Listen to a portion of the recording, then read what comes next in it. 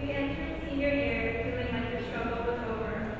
I know this because we were already counting down the number of days separating us from graduation before the school year had even begun. But as the numbers in our countdown became smaller and smaller, memories of times we shared held higher in our minds.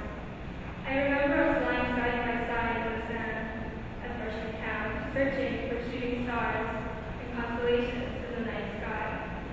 I couldn't see my classmates' faces next to me in the dark, just as I was only beginning to understand the people they were beyond their faces. Now we know each other so well that we worry. Will people in college understand our literary references or love our awkward dance moves as much as we do?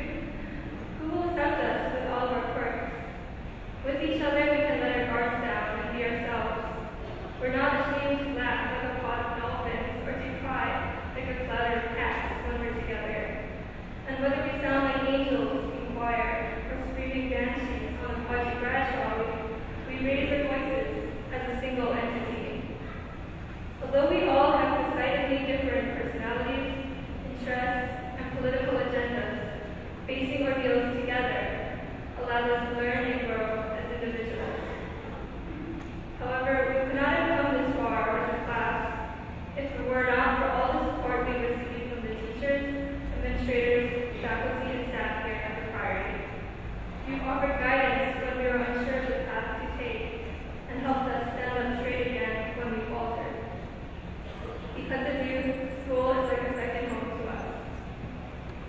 We are grateful also to the countless others who came before us, and the members of our class who are unable to be with us now, but are here in spirit. And to the parents, the grandparents, aunties, and uncles here today, thank you for taking care of us, working so hard for us, and loving us enough to send us to this school.